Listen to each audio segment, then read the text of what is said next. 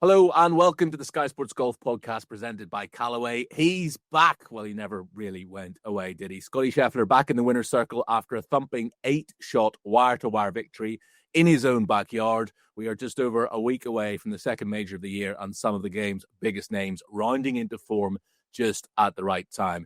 The US and the international teams have both named their captains for next year's President's Cup in Chicago. We've got interviews coming up in the second half of this week's pod with both of those captains. And with it now just 4 months away, we'll be taking a closer look at how the European Ryder Cup team is shaping up, because my special guest today is Captain Donald's right-hand man for Bethpage, as he was in Rome, the man with the plan, the chief strategist for Team Europe, Vice Captain Edoardo Molinari. Ciao, Dodo, come stai? Hi, Jamie. Thanks for having me. All good. Thanks for coming on. All good. Look, lots of Ryder Cup chat to come, but we will start with the CJ Cup, Barron Nelson, where the world number one won for the first time this year. Scottie Scheffler finishing at 31 under par, 8 shots clear of the chasing pack, with rounds of 61, 63, 66, 63. He matched the PGA Tour 72-hole scoring record of 253, and he was very emotional when speaking on the 18th green with Amanda Balionis. There is so much that makes this week special. You just won your hometown event. You just tied the PGA Tour scoring record. Your son, Bennett, you missed this event last year because this one was about to be born. What makes this win so meaningful? Yeah, this tournament means a lot to me. It's my first start as a pro 11 years ago. I had my sister caddying for me. She's back there too. So, it's... it feels like a lifetime of hard work and sacrifice for little moments like these, and they're pretty special. Dodo, this perception was kind of building that Scottie Scheffler wasn't playing that well, but this was his 6th top 10 of the season. He has been there or thereabouts. It just that he hadn't been the utter dominance that we saw from him last season. This week, though, it was utter dominance, start to finish. Yeah, absolutely. Scottie really never goes away. As you said, he's had a lot of top 10s this year. It just goes to show how difficult it is to win on the PGA Tour. He had a great win last week, obviously, and he blew the field away. I can't remember the last time anyone won by 8 shots. So I would say Scott is back in full flow. He is. And look, I'm playing devil's advocate here to an extent because I don't want to take anything away from his win. But he should have won this tournament. He was the only player. I think there was really 2 players inside the world's top 35 that were in the field. So it wasn't the strongest field. But that said, that probably brings its own pressure when you go in there knowing that you're the best player by a distance. Yeah, I think, as you say, it brings extra pressure, and then he still has to beat another 155 players. So, even if you didn't have any of the top names, you still had a lot of great players. Spieth was up there on the weekend, and a lot of others. Anytime you win by 8, a professional tournament, let alone a PGA Tour event, it means you're doing something very, very well. Yeah, absolutely. There are some nice words actually from Jordan Spieth and from Eric Van Rooyen, who finished runner-up. Eric was 8 shots back at 23 under, which would have won this tournament most years. He said, I don't play with the world number one too often. You're almost flabbergasted in a way.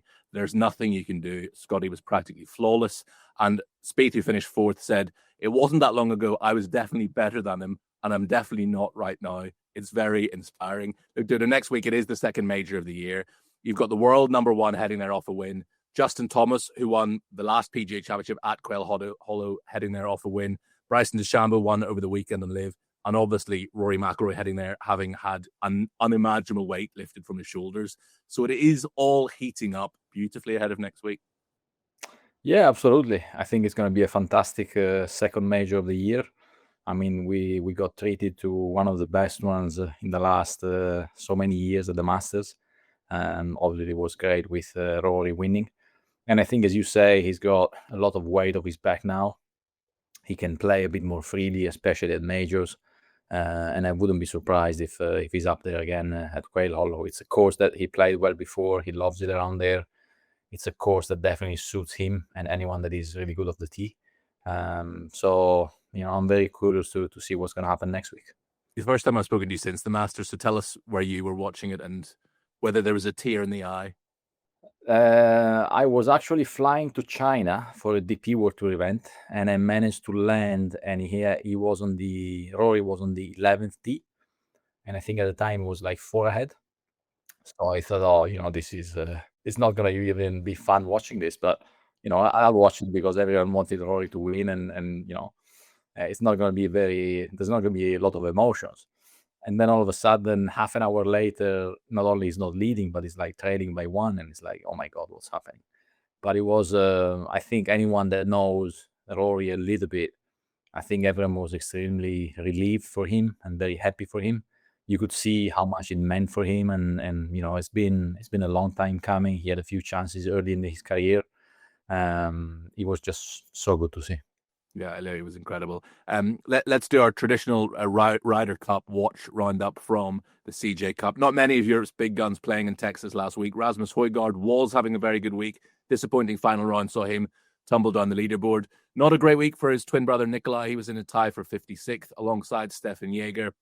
And worth a mention for the huge hitting Nicholas Norgard. 3 missed cuts in a row before arriving at TPC Craig Ranch, but a decent week for him, finishing the tie for 33rd, just the 19 shots behind Scotty Scheffler. Matt Wallace had to withdraw halfway through his second round. I actually dropped Matt a message this morning. He told me he's been nursing an upper back and neck tightness, playing more often than he would have liked, so an enforced break is no bad thing. He's seen his trainer. It's all good. He'll be ready for Quail, and he says his putting is back. And, quote, he said, I'm going to be steamrolling into the Ryder Cup, which is nice to hear. So on that note, let us focus on the Ryder Cup with Vice Captain Molinari. Just over 4 months now, we'll be donning our ear defenders in Long Island to deal with that New York crowd. A reminder of how the European team stands at the moment. You will be shocked to hear that Rory McIlroy tops the standings. Rasmus Højgaard, Tyrrell Hatton, Justin Rose, Shane Lowry and Ludwig Åberg, the other 5 in the automatic qualification spots as things stand. Just outside the top 6, Tommy Fleetwood, Thomas Dietrich, Matt Wallace, and Nicholas Norgard rounds off the top 10. So some big names, the likes of John Rahm, Victor Hovland, Matt Fitzpatrick, Bob McIntyre, Sepp Straka on the outside looking in at the moment, but we still have 3 more majors to play, a host of other huge tournaments too. So expect the cream to rise to the top. But Dodo, it has been such a good year on the PGA Tour so far for European golf. Rory getting all the headlines, but wins for Sepp, for Thomas Dietrich, Ludwig, Victor, and really consistent form from the likes of Shane, Tommy. You and Luke must be really happy with how the team is taking shape so far. Yeah, absolutely. I think our team is in great shape. And there's a lot of guys that have been playing well recently, apart from Rory. Even some of the not the superstars we had in Rome, like you mentioned, Thomas Dietrich. He's one that he hadn't won yet on the PGA Tour, and he managed to clinch his first win at Phoenix. Just so many guys that have been playing well, and hopefully we can just keep the momentum going until September. Yeah, and with an hour left of the Masters, it was a 3-horse race between 3 European golfers. So many people felt for Justin Rose, but what a champion he is, and how great for you that someone with his experience is putting his hand up and saying, I will be there at Bethpage. Yeah, I mean, Justin was incredible in Rome. He had a different role to what he played in previous Ryder Cups. He was kind of taking Bob under his wing. And to be honest, we were all very pleasantly surprised at how good he was. I mean, Justin is a great player, but you don't expect someone like him to all of a sudden embrace the role as he did and to play as well as he did in Rome. So we were all hoping that Justin was going to have a good season this year again and be able to have him again at Bethpage. And so far he's been playing extremely well. And at the moment you have to like his chances. Yeah, absolutely. And look, I mentioned Victor Hovland. Great to see him winning at the Valspar, but Victor's always brutally honest, perhaps too honest, and says his game still isn't where he wants it to be. Major champions like Matt Fitzpatrick and John Rahm, a bit off the boil at the moment as well. Are you concerned at all about that?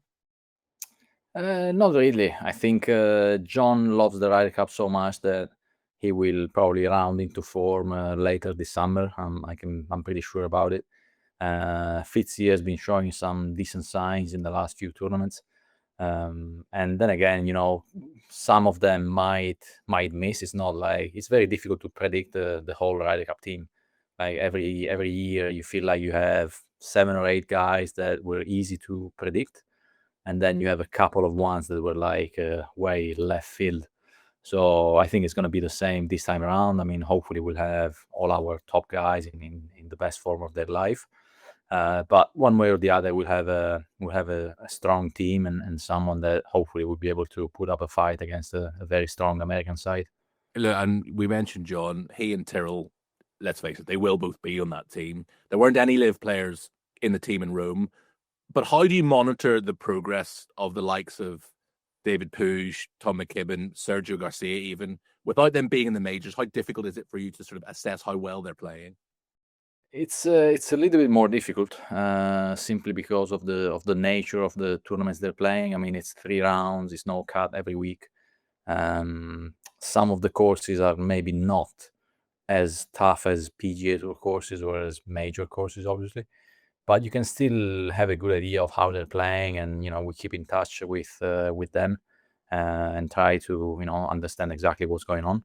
And same as the last time, there's no prejudice from our side. I mean, if anyone is playing well and is a member of the tour and is eligible to play, then we'll try to have the best possible team.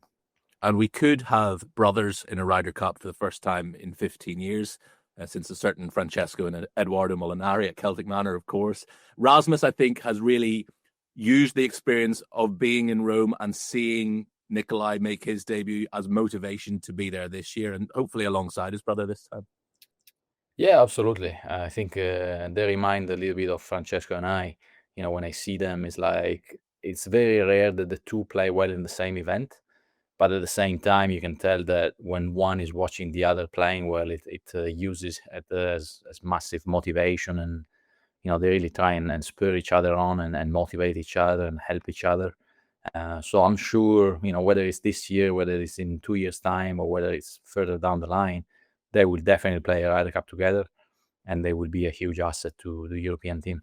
If playing a Ryder Cup is special, does playing alongside your brother in a Ryder Cup just make it 10 times more special? Yeah, I would say so. I mean, it's I think even for the parents, it's something that it's something to be incredibly proud of. And I still remember very vividly some of the moments we had with Francesco at Celtic Manor. I mean, you're part of the team, but to have your brother in the team as well and be able to play with him, it was something that I will never forget. You must have enjoyed seeing them play together at the Zurich as well, Rasmus and Nicolai, because, I mean, they missed a ton of putts and they still finished as runners-up. Yeah. It seems like every time they play together, they're able to get the best out of each other. I mean, to be honest, none of them so far was having an unbelievable season. But then all of a sudden they show up in a team event. They play the two of them together for 4 days, for the whole week in practice rounds. And all of a sudden they had a chance to win. And as you say, they had a really good chance to win. So it's amazing how much they can elevate each other's game when they're next to each other. As well as Raz, and we've also mentioned Thomas Dietrich, who do you think could be emerging as potential rookies this time around? That's a difficult question. I mean, there's a few names that have been playing well in Europe. I mean, you see them all recently. I mean, Chakara has been playing well. Rasmus Nergard has been playing some really solid golf. David Puig on Live, he's been playing well too. It's very difficult to pinpoint just one. I mean, there's nothing like Ludwig was 2 years ago, unfortunately. It was very, very easy to spot and pick. But at the same time, we have some really good and young coming talent. And it's still 4 months to go almost from now to the Ryder Cup.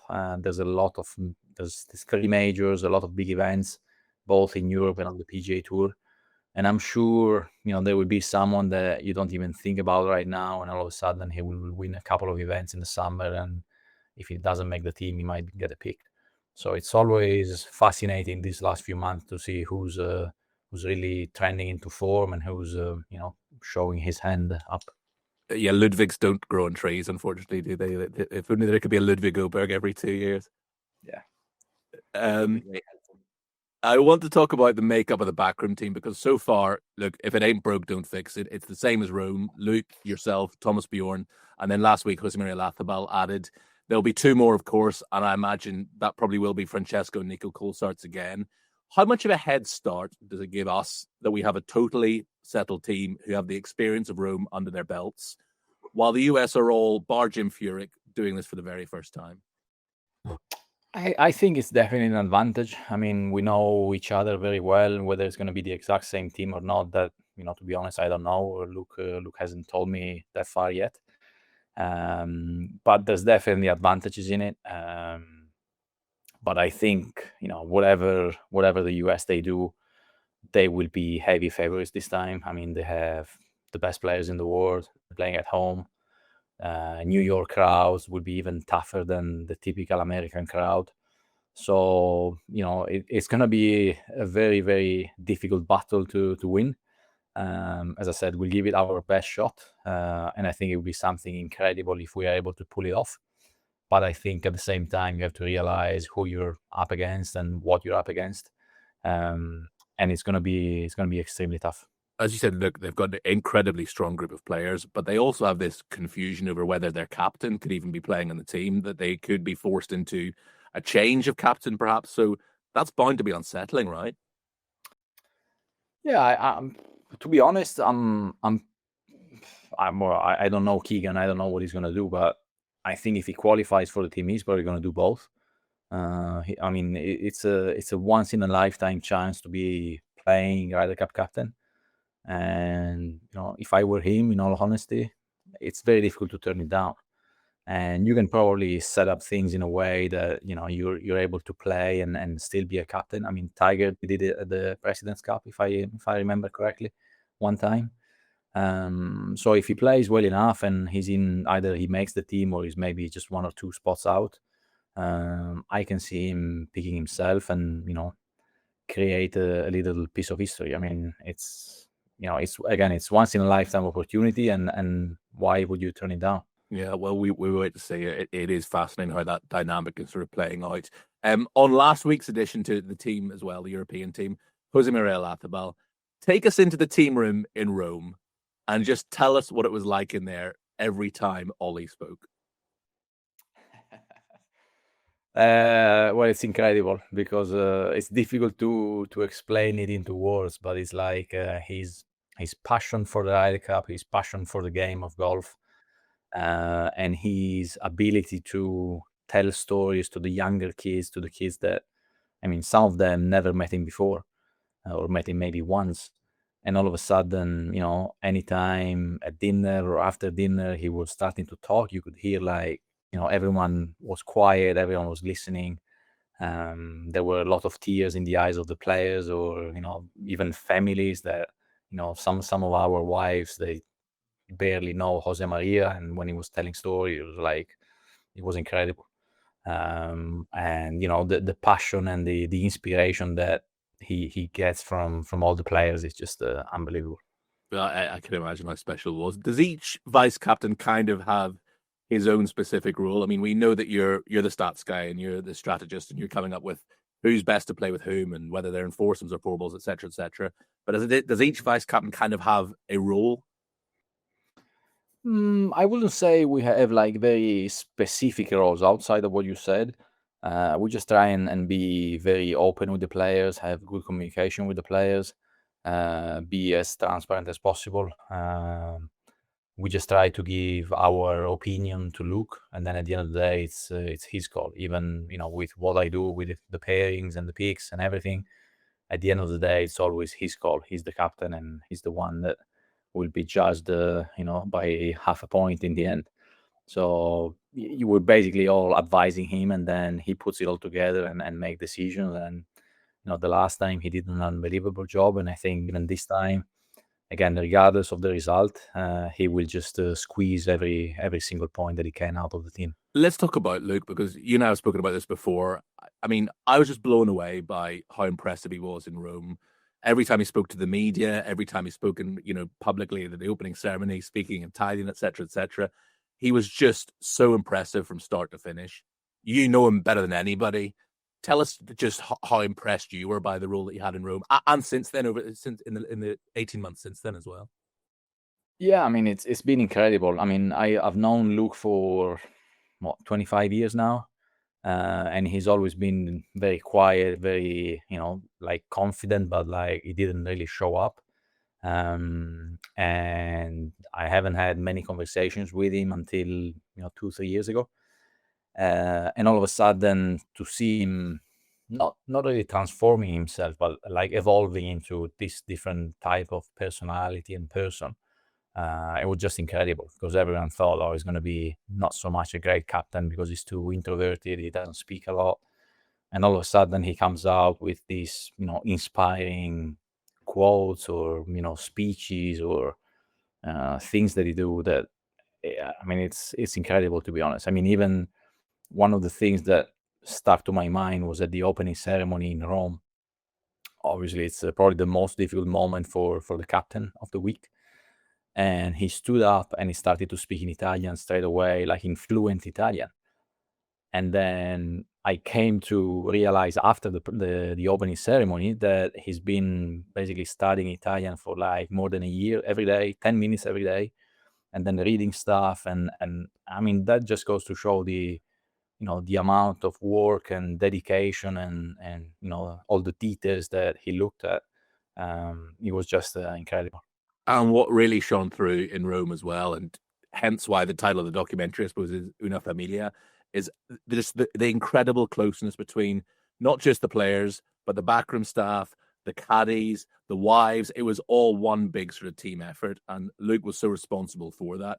You've told me in the past that on that little trip to Marco Simone a couple of weeks before the Ryder Cup, you saw these sort of alpha males like Rory McIlroy, John Rahm, just showing themselves to be completely vulnerable and just one of the team. And that was the moment for you where you kind of thought, okay, this is special. Yeah, I mean, it's amazing how European players in, throughout history, really, it doesn't matter whether it's Rory, whether it was Seve, whether it was Monty, all the big names in the past and in the present, they really put their ego to the side and they just try for 1 week. They just do whatever they can to help Team Europe win and to help your teammate. And it doesn't matter who you are or, how you're playing. All of a sudden, you're one of their teammates and they treat you like one of them. And it was very inspiring and, incredible to see because you don't expect some of them to go way out of their way to help someone like Bob or someone like Nico, be more comfortable in a Ryder Cup environment. And I think that's something that at the end of the day helped Team Europe a lot. Because anytime we win a Ryder Cup, there's always someone that barely made the team and all of a sudden he makes 2 or 3 points. It happened last time with Bob or, everyone scored at least a point the last time. So it's, every time we have a good Ryder Cup is the same, the same story, the same blueprint. Yeah, absolutely. Let's get on to the course. Many listeners will remember Bethpage Black from the majors it's hosted, most recently the PGA Championship, which Brooks won 6 years ago now. It is a big course. The US, of course, can set it up however they want. But here's the thing. The old US tactic of cutting down the rough, lengthening the course out, that nowadays almost plays into European hands even more, doesn't it? They have players like Russell Henley and Brian Harman who kind of plot their way around courses, and we seem to have the bigger hitters these days. Yeah, I wouldn't go too much into details there, but I would say things have shifted compared to 20 years ago. 20 years ago, we had like a lot of short and straight hitters. They had more like the bombers. I think the difference now is much more subtle. You have to look for very small details, and I think in a way it's normal because nowadays the top players are playing pretty much the same schedule. Week in, week out. So they have to, the best players play the same kind of courses and they have to have very similar games. So, in a way, I'm quite relieved that I think the course setup this time won't make much of a difference. Again, they have the better players, they have the crowds, they're playing at home. So I think that's enough of an advantage to be heady favorites. But as I said before, we'll try to do the best to put up a good fight. Yeah, and look, you will have a plan down to the finest detail, how you want to approach each session. I know that. And Luke will have the clarity of thought to stick to that plan. That is it, isn't it? You try to stick to the plan as close as possible. Yeah, it was easy to do in Rome the last time. When you get off to a good start or a dream start like we did, then that definitely helps. But we had a good plan in place. I was very confident with it. Luke liked it. All the players were, really bought into it. and it worked, and hopefully we'll be able to do something similar this time. You've already mentioned it as well. What we cannot control is the crowd. It is going to be noisy. It's going to be horrible at times. How do you deal with that? Well, I think you just need to control what you can control. Obviously, as you said, you cannot control the crowds, but you can control how you behave, how you react to the crowds. There's a lot of things you can do to, not to make it influence yourself. And we've been speaking to a lot of players, a lot of people, outside the players as well, to how to deal best with the crowds. And I think we'll be prepared. We'll be ready for it. I know it'll be loud. It'll be very difficult. But sometimes in the difficulty lies opportunity as well. So I'm sure some players will love it. And hopefully, they'll be able to perform at their best. And look, the best way to keep the crowd quiet is get some blue in that scoreboard, isn't it? Yeah, I mean, apparently I wasn't at Medinah, but on the Sunday at Medinah, I mean, obviously the crowds were very loud for like 2.5 days. And then a lot of the players that were there, they remember clearly on the back nine at Medinah, all of a sudden it was very, very quiet. And they thought, oh, maybe, things are changing now. As you say, make birdies, put some blue on the board, and, the noise level will go down very quickly. But, as I said, it's going to be tricky. It requires a lot of patience, a lot of determination, grit, hard work, but we'll try our best. I know you will, Dodo. Listen, thank you so much for your time. I think that's whetted everybody's appetite, I'd imagine. We cannot wait. It is going to be some week. And we're going to take a quick break there, but we'll be staying with the team match play theme, because after the break, we'll be hearing from the newly appointed President's Cup captains for next year's matches at Medinah. Yes, that Medinah, Brandt Snedeker and Geoff Ogilvy. Welcome back to the Sky Sports Golf Podcast presented by Callaway. Now, last week, the US and the Internationals both named their captains for next year's President's Cup to be held at Medinah, scene, of course, of the miracle at Medinah some 13 years ago now. Painful memories for Brandt Snedeker, part of that US team, which at one stage led 10-4, only to lose the Ryder Cup. He wants to put some demons to bed, but he will be coming up against the captain in Geoff Ogilvy, who's been part of the redesign of Medinah. So it could be an intriguing matchup. I spoke to both of them last week. Geoff to come, but first, Captain Sneds. Brandt, thank you for your time and congratulations. Knowing that a group of your peers want you to be their captain, want you to represent their country, I can imagine that must be extremely special. It is. Yeah, it is. It's kind of humbling and inspiring. I realize the weight of this job and what it carries for the next 16 months, and how important it is for the guys to get ready for Medinah, to have that team atmosphere, to have that team camaraderie that we're looking for, and to be the head of that and be spearleading that is really exciting for me. And I'm just happy to represent the tour, and obviously the United States the way I want to, and the way it should be represented. And I'm looking forward to the opportunity of being in Medinah in 2026. It should be a lot of fun. The US record in President Cups obviously is outrageous, and you'll be huge favourites next year. But that must bring a pressure in itself. You don't want the first loss in 28 years to be under your watch.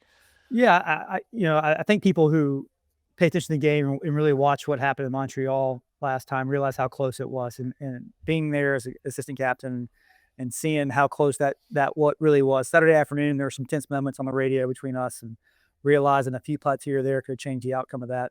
I think it really kind of hit home with me how tight these competitions are now, how good the international side is. I know Geoff will do a hell of a job of getting his team ready to come. He just got done with a redo here at Medinah. We had a reception last night for the members, and to see his reception there, I kind of felt like we were the away team, because the members absolutely love the golf course. They love what Geoff did with the place. And so he's going to have some fans there and some home course knowledge a little bit. But, at the end of the day, the guys are going to have to make putts, hit great shots. And my job is kind of to get out of the way and give them as much opportunity as possible to be comfortable and have as much fun as possible. But at the end of the day, those guys are going to be the ones, luckily, hitting the shots and not me. So my job is to be a cheerleader, have a lot of fun with them, and kind of get them to and from the golf course as easy and as fast as possible. So it's going to be a lot of fun. I'm really excited about it, and it's kind of hit home in the last 24 hours of what this entails, what this is going to look like, and I definitely understand the pressure that we're going to face, and we need to welcome that and kind of hit it head on. I'm sure you'll have thought about who your assistant captains will be, what your backroom will be. Will there be a phone call to a certain Mr. Tiger Woods? Tiger will have as much say in what he wants to do as possible. Tiger's obviously a good friend of mine and somebody I've obviously a hero of mine. I looked up to him for a long time, and the contemporary is forever. So Tiger can have whatever role he wants. We love having him around. He's such a great guy to have in those team rooms. I played on 2 cups with him or 3 cups with him. So I know exactly what he brings to the team room. And the guys, he's kind of melded in this role of being kind of the elder statesman out here on tour. And not only what he does on the golf course, but off the golf course. And so our guys look up to him greatly. I look up to him a ton. And, I'll lean on him as much as he'll allow me, as much as he wants to have a role. He'll have whatever role he wants. You've mentioned the venue for next year's President's Cup a couple of times already. The significance of it will not be lost on a lot of people. I feel we're far enough on now, Brandt, 13 years on, that we can talk about it now. So your memories of that Ryder Cup, and was there a point on the Sunday where you kind of thought, uh-oh, this is slipping away from us here?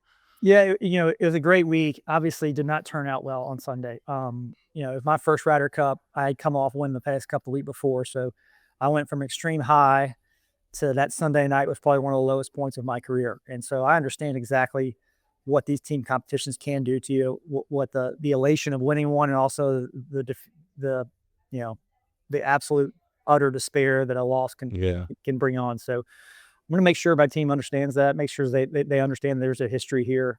This is what happened last time we were here.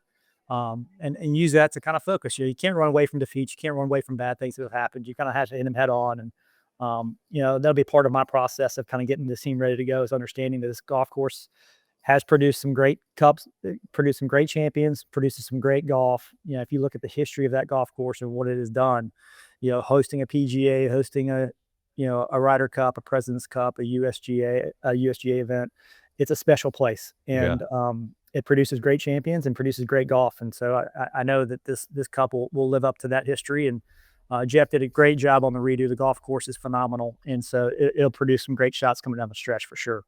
And exercising demons has kind of been a theme of late with Rory, exercising a decade's worth of demons at Augusta. You must feel a little bit like that about Medinah. That week was so special. And Medinah definitely has a place in my memory. Not a great one. I had a great week with the guys. I still look back on that week as a great week of getting to know a lot of my contemporaries, a lot of my friends out there on tour. These weeks are always so special.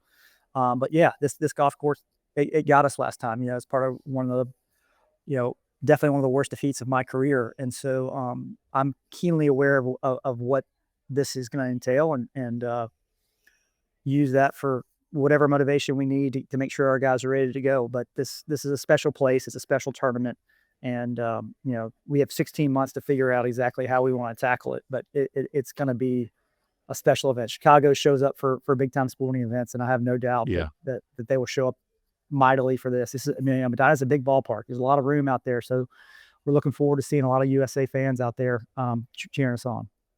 Look, and New Yorkers turn out for big sporting events as well. And before Medinah next year, we've got the small matter of Bethpage this year, when you'll be one of Keegan's assistant captains, of course. How much will you be observing what he does that week and trying to sort of soak up information like a sponge? A ton. I'm going to lean on all these past captains. Davis Love was my captain. I've already talked to him a lot. Jim's been a huge resource for me after what he did in Montreal. I thought he did a great job of getting the guys ready to play and making everything as easy as possible for the guys. So, if you're not learning, then you're losing something. So I'm going to be there.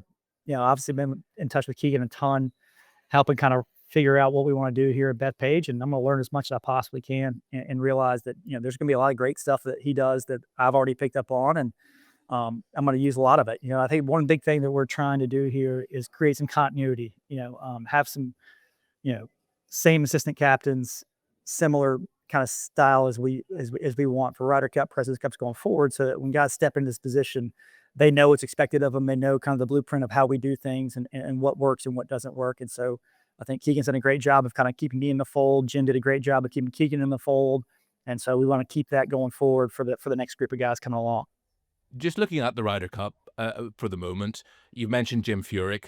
With the exception of Jim, it's a first time for a lot of you, for Kiz, for Webb, obviously for Keegan as well. Europe, by contrast, have a very settled backroom team, and they've just reappointed Maria Olazabal alongside Dodo and Thomas and obviously Lucas in the role. Is that quite intimidating when you see how settled they are? Do you feel at all as if you're a little bit behind the 8 ball compared to Europe?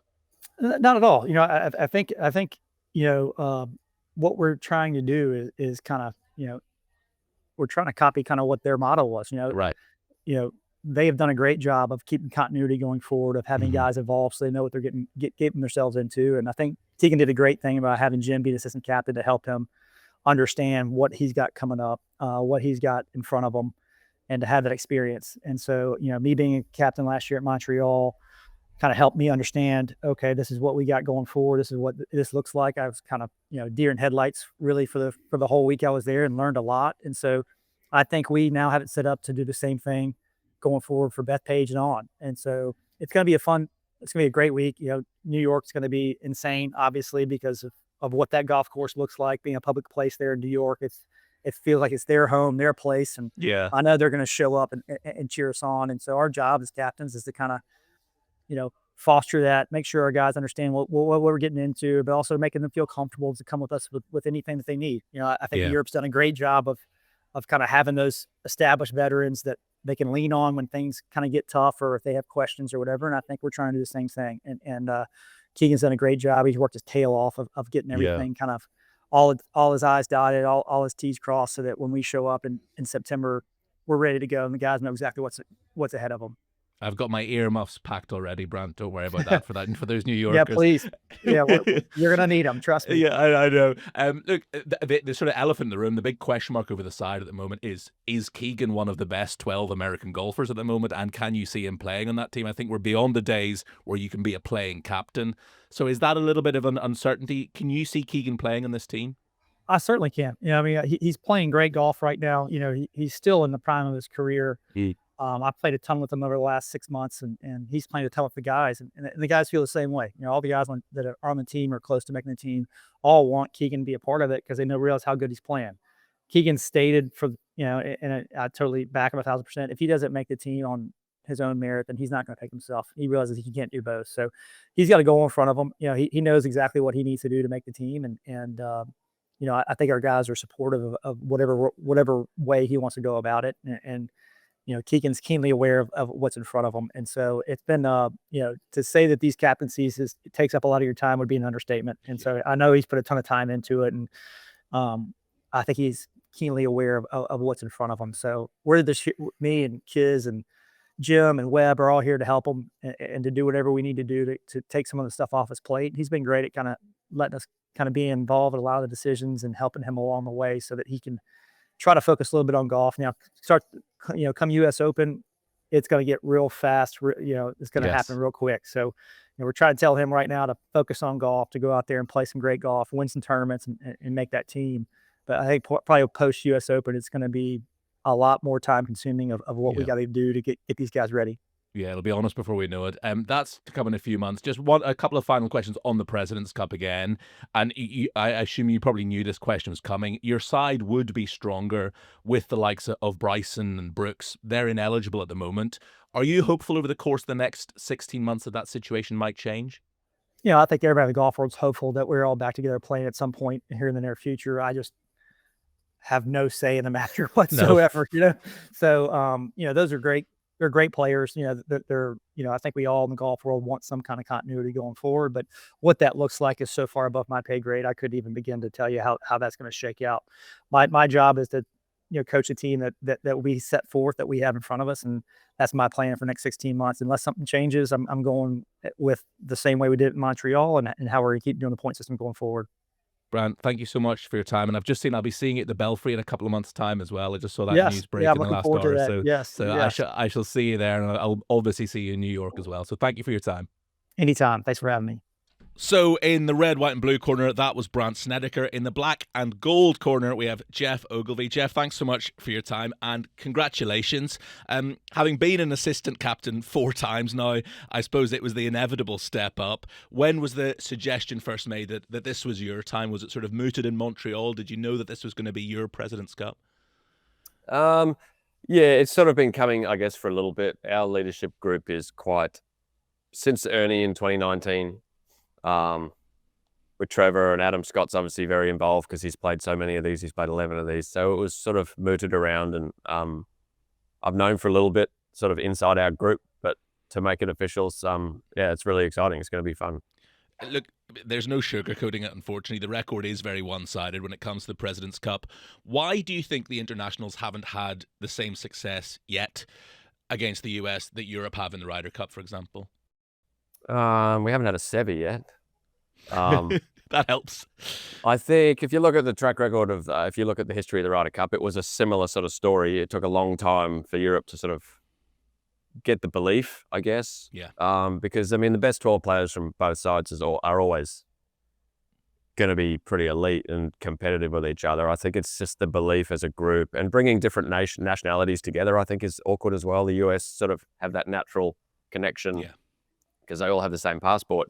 And I think for a long time, it was difficult to get South Africans and Australians and New Zealanders can get together. But then you've got Koreans and Japanese and South Americans and Canadians. I mean, it's sort of from all corners of the globe, bringing them together and making them a team. And it used to be a bit of a challenge, but we're getting better and better at that.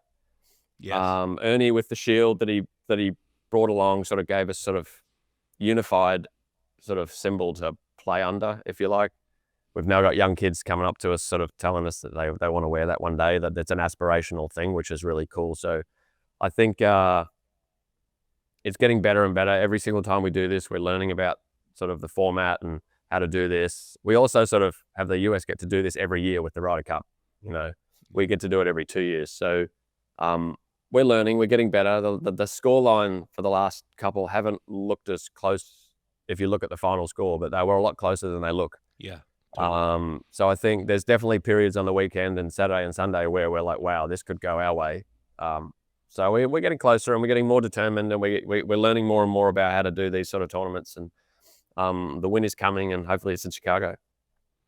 Hopefully, absolutely. 1998 was the year that you turned pro. It was also the one and only time the internationals have won it at Royal Melbourne. And Peter Thompson, the captain, who is a man I would imagine is a hero to every young Australian golfer growing up. Do you have memories of watching that President's Cup? I do, actually. You're right. I just turned professional. I'd just come back from Q school in Europe, actually, in Spain. And I think I'd played the New Zealand Open, missed the cut, and I thought, I've got to get back to Melbourne and watch the President's Cup. So I went out and watched the weekend, and that probably ignited I think that was the 3rd President's Cup. But I hadn't really paid a lot of attention before then, because early days it did seem quite friendly. But when I saw that and I watched the boys, I mean, that was Norman and Els and Price and VJ, and like that was sort of a pretty amazing team. And to watch them sort of dominate around Royal Melbourne, and to hear that, I'd never heard crowds at golf like that. It was sort of more Ryder Cup like, and I never really even imagined I would play one. I was just trying to hope I made a few checks on the golf course. But that really sort of showed me what the President's Cup was. And Peter Thompson, yeah, I mean, the greatest Australian golfer ever, one of the best golfers of all time. So, I mean, he had such class and such wisdom, and without too much fanfare, he rustled up 12 of the best players in the world with big egos and got them together as a team, and they managed to win. So that's big shoes to fill. It'll be the first win since 1998. That's 27. It'll be 28 years next year. So I'll be trying my best to emulate Tomo. Yeah, absolutely. And look, speaking of legends, just looking at some of the captains that you played for and indeed have acted as an assistant for, I'd like to go through them all and get you to describe in a sentence or two what each of them were like. So in your very first President's Cup, you have Gary Player as your captain, who is, as we all know, a force of nature. Gary's like, he's like a walking vitamin B12 shot, you know. He's just bouncing off the walls. You just cannot not be in a good mood when Gary's around. 6 o'clock in the morning, getting on the bus, and he's bouncing off the walls. Yeah, he was fantastic and a total legend of the game. And just on that too, we had Jack Nicklaus as the opposing captain, and you spend a bit of time with both captains when you play, and to spend time at that age with Gary Player and Jack Nicklaus was just incredible. Yeah, extraordinary. Then you go from Gary Player to Greg Norman twice, the second of which is at Royal Melbourne as well. So I imagine Greg Norman was incredible for an Aussie as well. Oh, he was he was crazy. I mean, we talked about Tomo, but Greg was the one for us growing up in Australia. I mean, growing up in the 80s and 90s, Greg was, I mean, he was Tiger before Tiger, right? He was incredible. And to spend 2 weeks in sort of close proximity and really get to know him and get into his world was amazing. He was great. Then we get into your assistant captaincies. First time out for Nick Price, one of the nicest men you'll meet in golf. Well, yeah, you said it. I mean, like just the nicest man you'll ever meet in golf. Lovely to work for and to be in. We didn't have a very good President's Cup, but he was fantastic and very engaging, and he was brilliant, Nick. And you talk about when Gary Player was your captain, Jack Nicklaus was his opposite number. You then go to being assistant for Ernie Els with Tiger Woods as his opposite number. Again back in Australia, so that must have been extremely special. That was incredible. I mean, Ernie was sort of the first captain. I mean, I played a little bit with Nick Price as he was winding down, but I'd played a lot of golf with Ernie Els and I was pretty close. But Ernie is a captain. Ernie's quite an intimidating presence. He's one of those guys, when he starts talking, everybody stops talking and listens. You know, he's very wise with golf, and it was great to spend time to watch him lead. He's born to be a leader, and incredible. And to go up against his sort of career foe of Tiger was an amazing. And in Melbourne, that was an incredible President's Cup, and we actually got really close. We went into the singles in front there, so it was a shame that it didn't turn his way, because he put his heart and soul into that one, Ernie. That was a great one.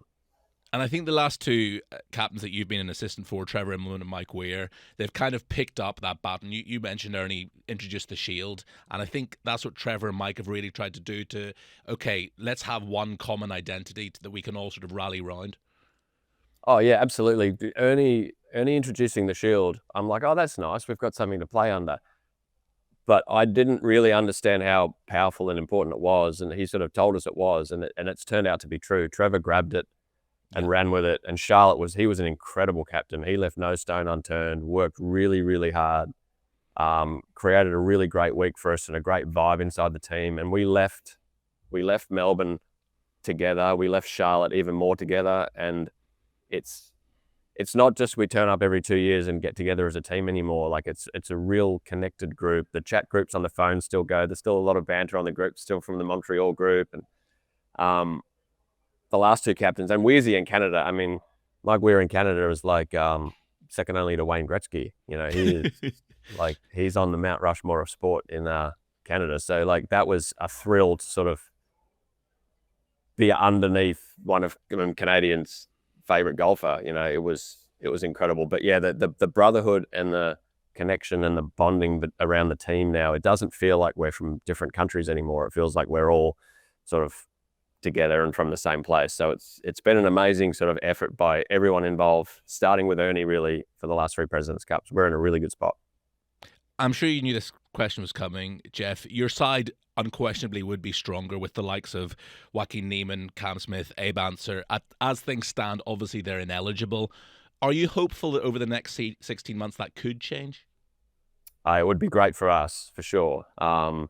These are decisions way above my pay grade, so I'm just going to pick from the list of players that I get offered to pick from, but that would be fantastic. I mean, Joaquin clearly playing some of the best golf in the world, and Cam, for obvious reasons, is an Australian. He would be great. And as you said, Abe and a lot of other guys, I think the event would benefit on both sides from that. But again, it's a complicated issue. And as I said, I'll pick from the list that's shown to me, and we'll pick the best team we can. Are you in communication with any of those guys, or only with the ones that you know you're going to be able to choose from? I see them. I was at Augusta. I chat to most of them. I mean, I see Cam a little bit, and I talk to a lot of his friends. And I see he comes down to Australia and plays a lot. So I saw Cam a lot in November, December. I saw Niemann at the Masters. I see a lot of them when I get to the majors and see the stuff. So, I mean, it's not crazy amounts of communication, but I'm definitely sort of in touch with everybody.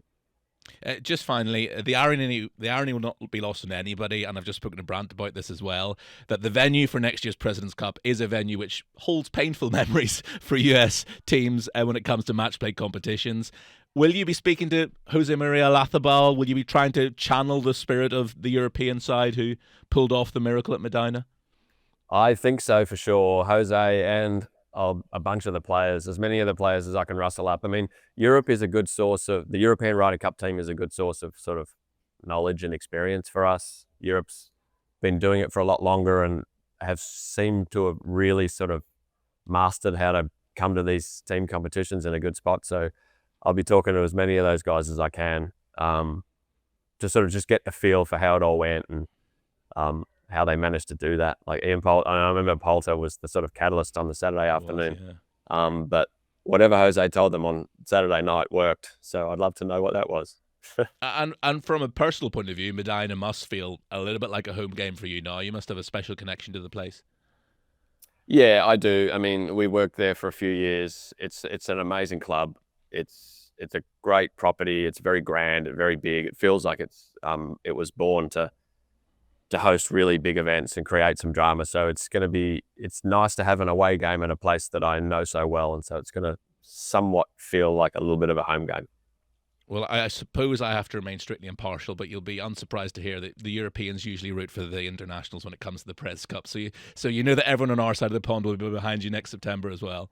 Okay, brilliant. Thanks for that. Yeah, we need all the support we can get. Cheers, Geoff. Thanks for your time. Cheers, guys. Thank you to both Geoff and Brandt for their time. It will be interesting to see how that President's Cup plays out, and indeed whether some of those big names could be involved by September 2026. A quick roundup of events from around the world of golf. Heiran Ryu won her third LPGA Tour title at the inaugural Black Desert Championship. A stunning final round 64, seeing her finish 5 shots clear of Germany's Esther Henseleit, part of our Solheim Cup team last year. So good to see her in form. Stuart Sink beat Retief Hussein in a playoff to win the Insperity Invitational on the PGA Tour Champions. Miguel Angel Jimenez bogeyed the 72nd hole to just miss out on joining that playoff, but he is still going strong, and that swing is still pure butter at the age of 61. This week in golf on the PGA Tour, it's the Truist Championship, the new name for the Wells Fargo, which obviously is usually played at Quail Hollow, but given we're there for the following week for the PGA Championship, it has moved to Philadelphia Cricket Club this year. Rory McIlroy defending his title against an extremely strong field comprising of basically every big name, bar Scotty Scheffler. The DP World Tour is back with the first event of the European swing, the Turkish Airlines Open. Edoardo Molinari is already out in Turkey for that one. And on the LPGA Tour, it's the Mizuho Americas Open, where Nelly Korda defends her title against a stacked field. But that about does us for today. A huge thank you to all my guests this week, to Brandt Snedeker, Geoff Ogilvy, but in particular to Vice Captain Molinari. If you've liked what you've heard or watched today, make sure you give us a follow on Apple or Spotify, wherever you get your pods. While there, why don't you leave us a review? Let us know what you think of the show. Thank you again to Callaway for sponsoring the podcast. Thank you again for your time. And do join us again next week for our PGA Championship preview pod with, well, who else? The PGA champion of 2002, the one and only Rich Beem. See you then.